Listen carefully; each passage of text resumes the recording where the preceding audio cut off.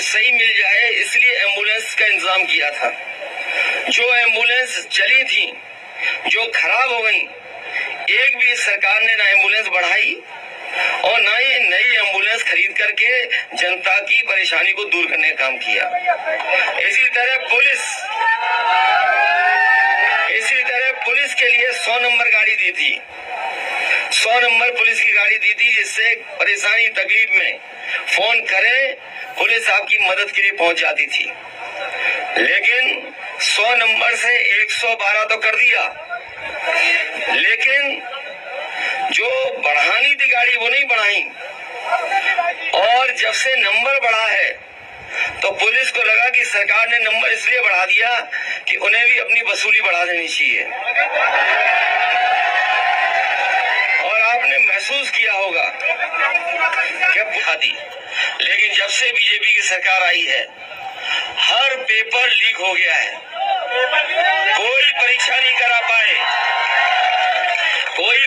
करा पाए, हर paper leak हुआ है, हर पेपर लीक है। और पेपर लीक होने के बाद पेपर जो लीक हुए हैं अभी जमीन पे आएंगे तो रुक जाओ, अभी थोड़ी बात है। अरे रुक जा, जमीन घेर ली, रुक जा अभी। आप देख रहे हैं कि एक तरफ जहां भारतीय जनता पार्टी धर्म और मजहब के नाम पे चुनाव लड़ रही है, वहीं अखिलेश यादव जनता से मुखातिब होकर उनकी समस्याओं पर बात कर रहे हैं और सिंचाई, दवाई, कमाई और पढ़ाई की बात कर रहे हैं। लोगों के लिए पानी की सुविधा उपलब्ध कराने की बात कर रहे हैं। अभी लिख के देना। तो जो पेपर लीक हुआ, कोई ये पहला पेपर लीक नहीं हुआ। इस सरकार में 10 वहीं मौजूदा सरकार पर जानबूझकर पेपर लीक कराने जैसे गंभीर आरोप अखिलेश यादव जी भारतीय जनता पार्टी और मौजूदा सरकार पर लगाते हुए दिखे। सकता है कुछ नौजवान हो जिन्होंने परीक्षा लिखी हो और उनका पेपर लीक होने की वजह से वो नौकरी नहीं पा पाए हैं। जो सरकार दावा करती थी और पुलिस का इंतजाम किया कि पेपर लीक नहीं होगा और पेपर लीक हो गया। ये याद रखना साथियों, सरकार जानबूझ करके पेपर लीक कर रही है और इसलिए करा रही है क्योंकि नौकरी न देनी पड़े। अगर नौकरी देनी पड़ेगी तो आरक्षण देना पड़ेगा, इन्हें आरक्षण न देना पड़े इसलिए जानबूझ करके नौकरी के पेपर लीक कराने का काम कर रहे हैं।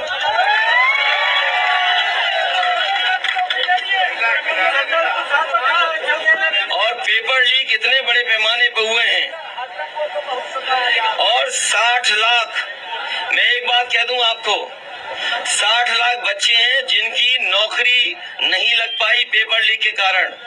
और उनके परिवार के अलग हम 3 सदस्यों को मान लें तो 60 गुणा 3, 1,80,00,000।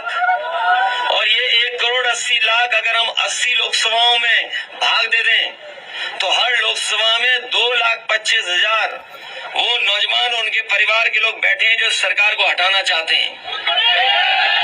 2,25,000 बताओ, एक लोकसभा में 2,25,000 वोट का कैसे भरपाई सरकार कर लेगी, बता दें हमें। और इसीलिए पहले चरण से इनका पत्ता साफ होना शुरू हो गया है।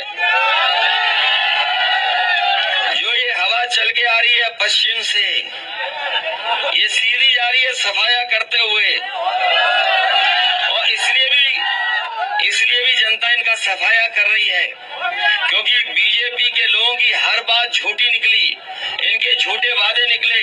न किसान की आय दोगुनी, हमें बताओ कोई किसान भाई जिसकी आय दोगुनी हो गई हो 10 साल में, बता दो आप। अभी गेहूं खरीदा होगा बाजार में, कहीं सरकार खरीदी नहीं हुई, कहीं सरकारी खरीद नहीं हुई और लागत के हिसाब से जो मिलना चाहिए था वो नहीं मिला आपको। मिला क्या लागत के हिसाब से आपको? और लागत के हिसाब से नहीं दे पाई सरकार। इसी तरह हम आपसे बहुत सी और बातें कर सकते हैं। ये हवाई पट्टी, मैं जानता हूं कि इस इलाके में कोई पहुंच नहीं पाता था। समाजवादी सरकार में ये हवाई पट्टी इसलिए बनाई, सबसे खराब जमीन थी ये, जब चिन्हित कराई गई थी। और हो सकता है बहुत सारे लोग इस बात को न जानते हों, लेकिन हमारी पार्टी के उस समय के जो पदाधिकारी थे उनसे राय ली और अधिकारियों से भी राय ली। हमने कहा कि सबसे खराब जमीन ढूंढिए, तो सबसे खराब जमीन थी, उपजाऊ नहीं थी। आप लोग तो यहीं के हो, तो सबसे खराब जमीन थी। उसके बाद चिन्हित कर करके और ऐसी हवाई पट्टी बनाई, बड़ा सा बड़ा हवाई जहाज उतर सकता है। और आप लोगों ने देखा होगा सड़क पे भी हम लोगों ने हवाई जहाज उतार दिया। और अभी कुछ दिन पहले फिर उतरे थे हवाई जहाज, फौज के हवाई जहाज उतरे थे। लेकिन हमें ये भी पता है कि पानी निकालने का इंतजाम नहीं किया है यहाँ पर।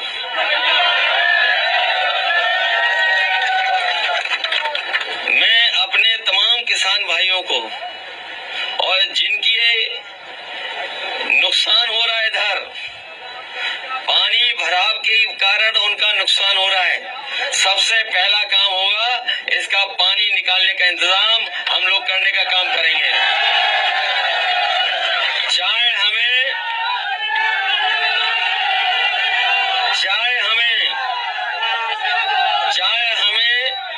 ये बनाई हम लोगों ने हवाई पट्टी, चाहे हवाई पट्टी के 20 से पाइप डाल के निकालना पड़ जाए।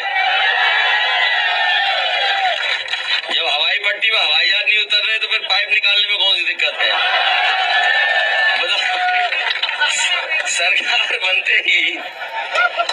सरकार बनते ही